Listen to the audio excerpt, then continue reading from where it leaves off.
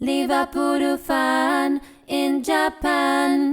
Hello YouTube, Liverpool Fan in Japan here, the Miyazaki man, Sai. And today I'm going to show you exactly why we've targeted Milos Kerkez, Florian Wirtz, also Mark Gray's in contention. We've already signed Jeremy Frimpong and Alexander Isak is on the agenda as well. And today is going to be the day that Milos Kerkez gets officially announced as a Liverpool player, and there's a common pattern, a common trait of attributes that align to all of the signings we have made this summer so far and to our prospective transfer targets as well. So let's get into it now. Florian Wirtz, he embodies it with what he said when he signed.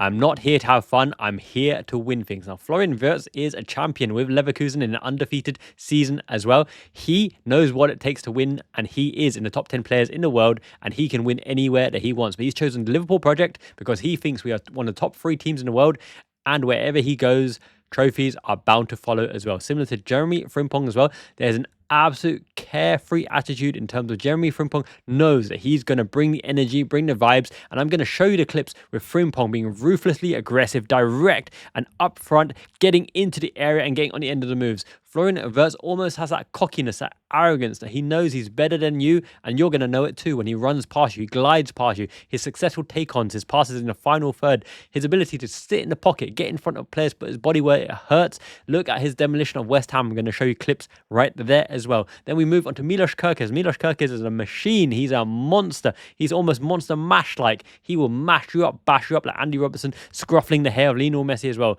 If we look at it from a holistic point of view, Florian Wirtz knows what it means to win leagues and win trophies. That is a good trait to come into Liverpool, but he hasn't won anything with Liverpool yet, so he'd be desperate to win things with Liverpool, and he's identified being at Liverpool gives him the best chance to win things. Jeremy Frimpong being good mates with Florian Wirtz as well. Flo Rider, King Pong. Oh yeah, you know what I'm talking about.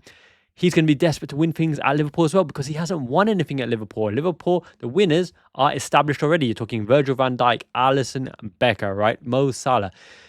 The Florian Wirtz effect is very, very important because Mo Salah, in the biggest of games, I'm talking about the Real Madrid knockout, the PSG knockout, where he could have scored in the first 1 or 2 early minutes, first 2 chances as well. Just didn't come to fruition. Mo Salah, no matter all his plaudits and his world-class ability, doesn't seem to be able to convert in the very, very biggest of games. I'm thinking when we overcame Barcelona, Salah and Firmino were in the stands. In the final, is Sadio Mane winning the penalty, handball. Mo Salah hits the penalty. A little bit lucky, by the way. Lloris, I think, got a hand to it as well or something like that. Enough power, got it in, changed his mind. Lord Origi came off the bench to seal the deal. It's been our second string. Our backup players are hard-working, intestinal fortitude, gutsy performance that have got us through those ties. Against Atletico Madrid in the knockout stages, Salah didn't score again. When we need him on the biggest occasions, in his prime and in Liverpool's prime, he scored against Napoli, for example. He scored against those sorts of teams. But in the biggest head-to-head encounters, PSG, Real Madrid, Barcelona, he hasn't quite converted on some chances, presentable chances that he has had. I'm thinking Courtois in the final as well. Whereas Florian Wirtz, I think, has a different genetic makeup. He's almost built for those game-winning contributions, for the fact that he doesn't necessarily need to score. He can assist as well. Now, Mo Salah of the current day, modern day generation has the assist factor, the play-making ability as well. But back in the day, it was mainly the goal-scoring attributes and Firmino connecting the dots, crosses from Robertson, crosses from Trent to enable Mo Salah to score. But now we're more well-versed in terms of threats from all over the pitch. And I want to go back to Milos Kerkez, who has not won anything yet with Bournemouth. He's going to be cracking and itching and chomping at the bit to get involved and win his first trophies with Liverpool as well. And then you look at Alexander Isak, who had Carabao EFL Cup success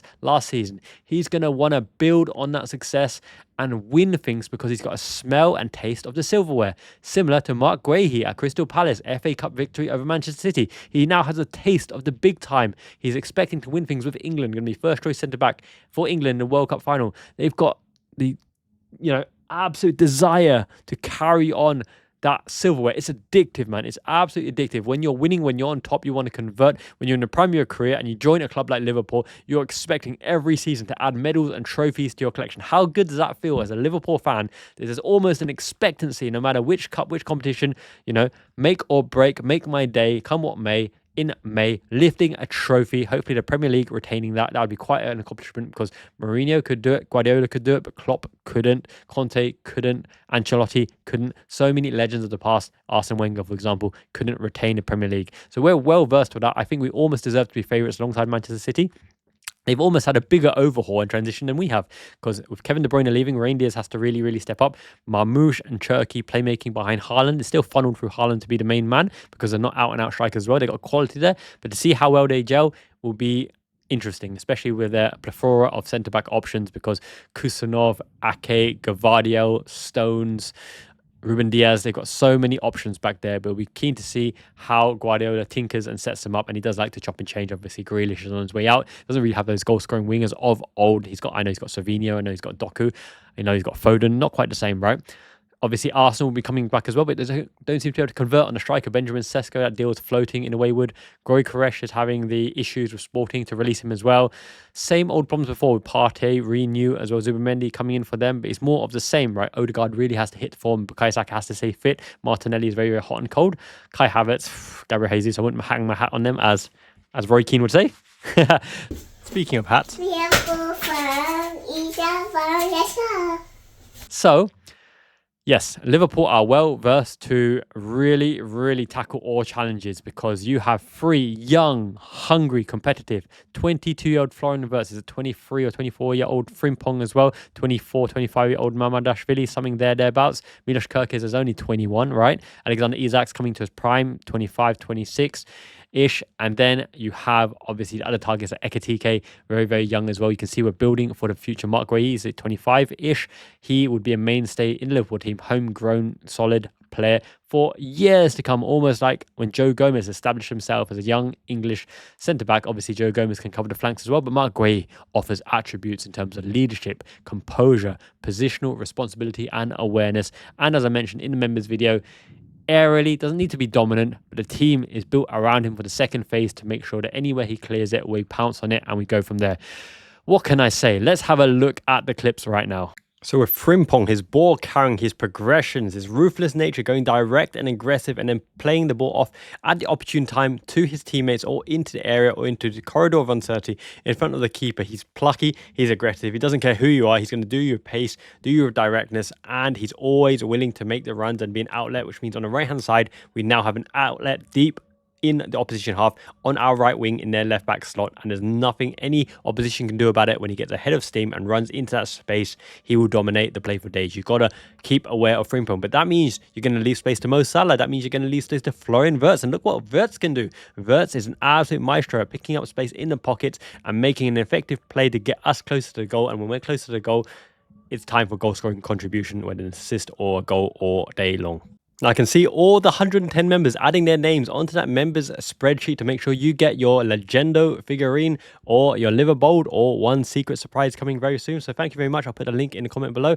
Make sure you like this video, help this channel grow. We are only 63 members away from the magical 10k, and I'll do a 10k sub special. So make sure you subscribe if you haven't. This is the channel Substance and Abundance. The cream of the crop! Arigato gozaimasu. Now, as I was saying, we have a mixture of the experienced head in the last hurrah, Alisson Becker, Mo Salah, Virgil van Dijk, maybe perhaps even Andy Robertson, who want to win it all once again. We have that middle string tier who came in the next generation, the wave, Soberslide, McAllister, Gravenberg, Wataru Man, Mountain Ender, Lucho Diaz, Cody, Mattis, Gakpo, Curtis Jones has been thereabouts in and amongst the squad as well. Diogo Jota, the Sloss, has won it all. Darwin Núñez has won it with Liverpool. Now we have the next generation coming in. They're hungry and they're quality. Kerkez, Frimpong, Wirtz, a new number 9, whether it's going to be Ekitike, whether it's going to be Julian Alvarez, whether it's going to be Alexander Isak. We've got that new hungry crop wanting to win it all. Liverpool on the slot. The penitentiary is open and we're going to lock up all of the trophies in Anfield. This is Anfield's agenda to win trophy after trophy, cup after cup, match after match, put the points on the board,